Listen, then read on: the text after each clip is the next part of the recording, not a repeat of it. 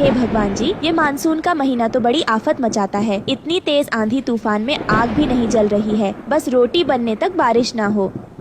हिमालय जंगल के आसमान में काले काले बादल छाए हुए थे। ऐसे में रानो चिड़िया बार बार चूल्हा जलाने का जतन कर रही थी, लेकिन तेज आंधी तूफान चलने की वजह से चूल्हा बुझा जा रहा था। तभी बहुत जोर की बारिश शुरू हो जाती है और जंगल का हर एक पक्षी अपने अपने घोंसले में होता है। तभी हरिया काका टुन्नू चिड़ा से कहता है ऊपर वाले, आपको भी अभी बारिश की आफत लगानी थी। बेचारे किसान पक्षियों ने खेतों में नारियल के पौधों की खेती करी है। बेचारे सब के सब बारिश में भीग रहे होंगे। अरे और टुन्नू देख, बारिश के साथ ओले भी बरस रहे हैं। अरे घर चल, बारिश थम जाएगी तो आ जाएंगे रोटी पानी खाकर घर से।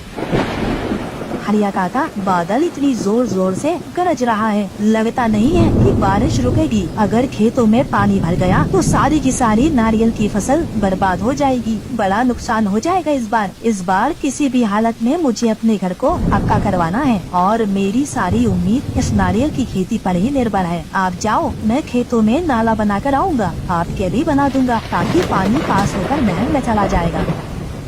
जिस प्रकार सुनहार के लिए उसका सोने का व्यापार होता है, उसी तरह गरीब किसान के लिए उसकी मिट्टी, खेत और फसल होती है। टुन्नू चिड़ा बारिश में भीगता कांपता हुआ अपने खेत में नाला बनाता है। बन गया नाला, अब घर चलता हूँ। रानो चिंता कर रही होगी। तभी बहुत से पक्षी बारिश में भीगे हुए नारियल के पेड़ों पर आकर बैठ जाते हैं, जिससे एक नारियल टपक कर नीचे गिरता है, जिसे लेकर टुन्नू चिड़ा घर आ जाता है, जहां बारिश का पानी रोकने के लिए रानो और उसकी बेटी गुड़िया बर्तन ली खड़ी थी। अरे ये क्या, रानो पूरा घर तो जगह जगह से टपक रहा है। पिताजी, माँ बहुत देर से बर्तन लेकर खड़ी है। मैंने कहा आराम कर लो, ये सारा पानी मैं निकाल दूंगी बाहर। उसकी ये बात सुनकर टुन्नू चिड़ा मायूस हो गया। मेरी सयानी सी बिटिया, रुक जाओ, मैं छत पर ये बड़ी वाली पन्नी डाल देता हूँ, फिर छत नहीं टपकेगी। लेकिन संभलकर जी छत एकदम कच्ची हो गई है। थोड़ी देर में बारिश का पानी ठहर जाता है। तभी नारियल को देखकर गुड़िया उसे खाने की जिद करती है। पापा, आप ये नारियल मेरे लिए लाए हैं ना? मुझको भूख लगी है, मैं खा लूँ। नहीं गुड़िया बेटी, यह खेत की पहली फसल है, इसको भगवान जी को चढ़ाएंगे। बारिश में भीगते हुए टुन्नू मंदिर में ले जाकर नारियल चढ़ा देता है, मगर वो रात जंगल के हर एक पक्षी को भूखे रहकर काटनी पड़ती है। सुबह होते ही सूरज की किरण फूटने के साथ सभी किसान अपनी गाय बैलों को लेकर खेत पर चल देते हैं, मगर अभी भी आसमान बरसाती काली घटाओं से घिरा पड़ा था। हे भगवान, इस आटे में तो केवल 3 रोटी बनी है। गुड़िया बिटिया, ये एक रोटी तू खा ले और एक पिताजी के लिए बचा देना, और एक रोटी मैं बबली काकी को दे आती हूँ। रानो बबली कबूतरी के घोंसले में आती है, जहाँ एक खाट पर वो पड़ी हुई थी। अरे रानो बेटा, कल रात तू खाना लेकर नहीं आई, मैंने तेरी बड़ी राह देखी। फिर मैंने सोचा बारिश के चलते तू नहीं आ पाई होगी। सारी उम्र बीत गई इस घास फूस के घर में रहकर और आधा पेट खाकर, ना जाने हमारे जंगल के भाग्य कब बदलेंगे। ईश्वर ने चाहा तो बहुत जल्द बदल जाएगा। काकी, इस बार तो गांव के सारे किसानों ने अपने खेत में नारियल उगाए हैं। मगर क्या फायदा इतना खून पसीना बहाकर? बेचारे गरीब किसान फसल उगाते हैं और मुखिया जबरन खरीद लेता है। मेहनत का वाजिब दाम भी नहीं देता। ला, तू रोटी खिला दे। ऐसे ही दिन बीत रहे थे। सभी किसानों की नारियल की खेती तैयार हो जाती है। सबके पेड़ में बड़े बड़े नारियल उगते हैं। तभी मुखिया कालू सेठ वहाँ आता है। अरे क्या बात है, इस बार तो खूब अच्छे नारियल हुए हैं तुम्हारे खेत में। इन्हें लेकर मेरी हवेली पर आ जाना और दाम ले जाना। तभी बूढ़े हरिया काका ने कहा, नहीं मुखिया जी, इस बार हम अपने नारियल शहर के बाजारों में बेचेंगे, आपको नहीं बेचेंगे। हाँ मुखिया जी, आपको अपनी फसल बेचकर हमें कोई मुनाफा नहीं होता और अपने परिवार के लिए हमको पक्के घर बनवाने हैं। यह सुनकर मुखिया कालू सेठ खेत में से खिसियाकर चला जाता है और अपने आदमियों से कहता है, ओए सुन, आज बांध का सारा पानी इनके खेत में छोड़ देना। मैंने इनके नारियल के खेतों का नाश नहीं मारा तो मेरा नाम कालू सेठ नहीं है। सभी किसान ने अपने फसल की पहली उपज का नारियल मंदिर में चढ़ाते हैं। उसी रात मुखिया का आदमी पूरे बांध का पानी बहा देता है और ऐसे में बारिश का कहर भी पूरे गांव पर टूट पड़ता है। उस दिन लाडो चिड़िया का लगन भी था और वो आंधी तूफान कई घरों को तबाह कर देता है।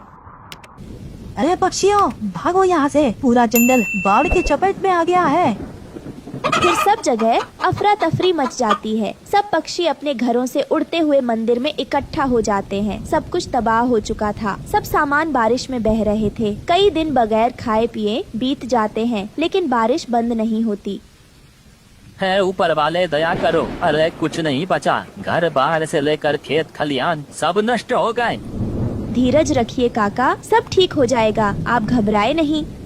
यह सुनकर गरीबी से हारा हुआ बूढ़ा हरिया तोता बिलखते हुए बोला, अरे ऊपर वाला होता तो ये तबाही आती क्या। रानो बेटा, हम गरीबों के लिए कोई चमत्कार नहीं होने वाला। हमें तो अपनी हड्डियां गलाकर कमाना खाना है। अरे कभी ये मुखिया हमारा हक नोच नोच कर खाते हैं, तो कभी ऊपर वाला हम किसानों को बारिश की मार मारता है। कई दिनों तक बारिश के कहर में भूखे रहने की वजह से सबके चेहरे एकदम मुरझा से गए थे। तभी भूख से तड़पती हुए गुड़िया ने कहा, पिताजी, मुझे बहुत जोरों की भूख लगी है, खाना चाहिए, पेट में दर्द हो रहा है, 3 दिन से कुछ नहीं खाया। बेटिया सब्र कर, क्योंकि अभी अन्न का एक दाना भी नहीं बचा हमारे पास। पूरा गांव तबाह हो चुका है। धीरे धीरे करके सबकी आशा टूट रही थी। कई दिन इसी तरह बीत जाते हैं, मानो भगवान हिमालय के जंगल में रहने वाले पक्षियों की परीक्षा ले रहे थे। सब हाथ जोड़े आंसू बहा बहा कर बारिश के थमने की विनती कर रहे थे। तभी एक सप्ताह के बाद बारिश थमने लगती है और पानी का भाव कम होने लगता है। लेकिन पूरा का पूरा जंगल तहस नहस हो चुका था। सब हिम्मत हार जाते हैं। अरे सब मिट्टी हो गया। देखो पक्षियों, हमारे घर ढह गए। एक एक सामान जोड़ा था, वो भी नहीं बचा है। ऊपर वाले, क्यों हम गरीबों पर बारिश करके हमारी परीक्षा ले रहे हो? अब बस करो, कोई चमत्कार कर दो। तभी रानो चिड़िया को नारियल देखकर उससे घर बनाने का उपाय आता है। टुन्नू जी, वो देखिए नारियल, क्यों ना हम उन नारियल से अपना घर बनाएं। इससे हम सब पक्षी इस बारिश से जरूर बच पाएंगे। भगवान ने हमें रास्ता दिखा दिया है। लेकिन रानो, भला नारियल का घर कैसे बना सकते हैं? वो तो टिकेगा ही नहीं। काश टुन्नू जी, कोई चमत्कार हो जाए जहां हम गरीब पक्षी चैन सुकून से रह पाते। दुख के मन से जैसे ही पक्षियों ने यह कहा, तभी सभी नारियल के पेड़ जैसे सूरज की सुनहरी किरणों जैसे चमक उठे और देखते ही देखते वहां पर बड़े बड़े नारियल के घर बन गए। अरे ये क्या, ये तो नारियल के घर है, वो भी कितने मजबूत हैं। कहीं मैं कोई सपना तो नहीं देख रही। तभी उस जादुई नारियल के घर में से आवाज आती है, आज से ये जादुई नारियल का घर तुम सबका है। यह तुम्हारे परिश्रम का फल है। आप सब अब आराम से इस नारियल के घर में रह सकते हो। तुम पक्षी इस नारियल घर से जो कुछ भी मांगोगे वो तुम्हें ये घर सब देगा।